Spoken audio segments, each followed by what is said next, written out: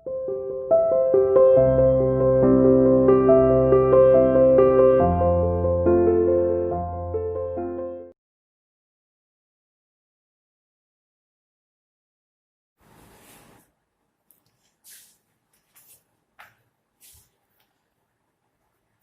are you students? You are welcome to CR International online classes. आज का 11th arts के अंदर topic है factors leading to the decline of caliphs, यानी खलीफाओं के शासन का पतन किस तरीके से हुआ, उनका विनाश कैसे हुआ, इस पर हम चर्चा करेंगे। असाइनमेंट नंबर 36 है आज, इंग्लिश और हिंदी मीडियम में कॉमन टॉपिक है। इसके अंदर factors leading to decline of caliph में सबसे पहला टॉपिक है वास्टनेस ऑफ एम्पायर, यानी साम्राज्य का विस्तार। साम्राज्य का विस्तार इतना बड़ा हो गया था कि उसको संभाला नहीं जा रहा था। जो भी शासक बना वह किसी एक क्षेत्र विशेष की तो निगरानी कर लेता था और उसकी नियंत्रण कर लेता था, लेकिन बाकी क्षेत्रों का नहीं हो पाता था। इतना पूर्व से पश्चिम और उत्तर से दक्षिण विस्तार ज्यादा होने की वजह से और इस पर कंट्रोल भी उतना ही कम रहेगा। इसके बाद नेक्स्ट टॉपिक आपका है successors of Harun al Rashid were not able at strong, यानी खलीफाओं में जैसे कि पहले 4 खलीफाओं के बारे में हमने कल पढ़ा, उसके बाद के खलीफाओं में जैसे हारून अल रशीद का नाम आता है, जो कि अपने आप में बहुत ही फेमस खलीफा था, लेकिन उसके बाद के जो उसके उत्तराधिकारी रहे वो बहुत ही ज्यादा कमजोर थे। वो प्रॉपर तरीके से काम नहीं कर पाए और उनका प्रशासन पर, शासन पर जो कोऑर्डिनेशन था या जो कंट्रोल था वो नहीं हो पाया। उसके अपने समय के दौरान किसानों ने बहुत बड़े बड़े आंदोलन खड़े कर दिए, जो कि उनकी समस्या का कारण बन गए और साम्राज्य कमजोर हो गए। नेक्स्ट है the caliph did not strive earnestly, खलीफाओं का शासन अब उनके कमाई के स्रोत कम हो गए थे। पहले जैसे पैदावार के अंदर जितना टैक्स वो लगाते थे उन्हें पर्याप्त मात्रा में मिल जाता था, लेकिन अब पर्याप्त मात्रा में उन्हें टैक्स की जो पूर्ति थी या आपूर्ति थी वो कम हो गई थी। इस वजह से कमाई का स्रोत प्रभावित हो गया।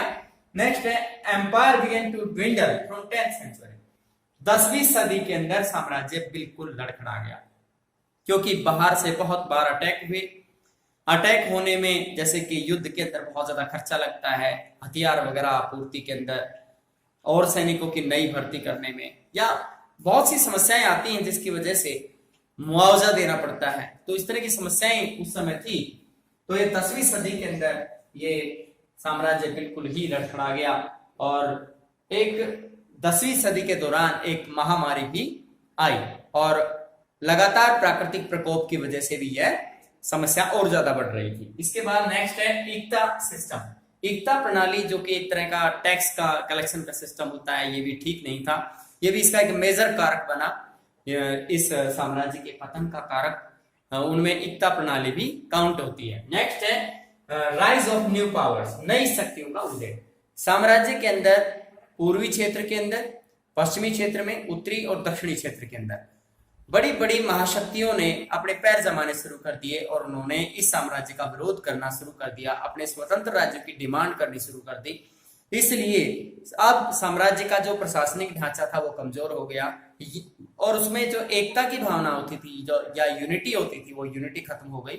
अब साम्राज्य बिल्कुल ही ढीला ढाला संगठन बन के रह गया और ये उसकी कमजोरी का कारण बना। नेक्स्ट है ग्रोइंग पावर ऑफ तुर्क्स, तुर्कों का उदय। तुर्क सरदार समय समय पर अपनी शक्तियों में इजाफा करते जा रहे थे और ये इस साम्राज्य के लिए खतरा बन रहे थे। तुर्क सरदार अपने तरीके से अपने क्षेत्र के अंदर विस्तार कर रहे थे और उनका तरीका आक्रमण करने के बाद वहां का प्रशासन अपने कब्जे में ले लेना या उसे गुलाम बना लेने वाला होता था और ये इस क्षेत्र के लिए एक खतरनाक संकेत था। नेक्स्ट है rising of Mongol power in the central Asia. ये मध्य एशिया के अंदर मंगोल महाशक्ति का उदय उस समय हो गया। जैसे कि आप सभी जानते होंगे, चंगेज खान के विषय में सुना भी होगा। चंगेज खान मंगोल साम्राज्य का सर्वाधिक शक्तिशाली शासक था और उसने लगभग बहुत बड़े क्षेत्र पर उसने शासन किया। उसकी सोच ये थी कि मैं पूरे विश्व पर शासन करूं। जिस तरह की सिकंदर की सोच थी, ठीक उसी तरह की सोच इसकी थी। तो इस साम्राज्य ने, मंगोल साम्राज्य ने भी और बार बार अटैक इस पर किए, जिसकी वजह से खलीफाओं का शासन कमजोर पड़ गया। धन्यवाद।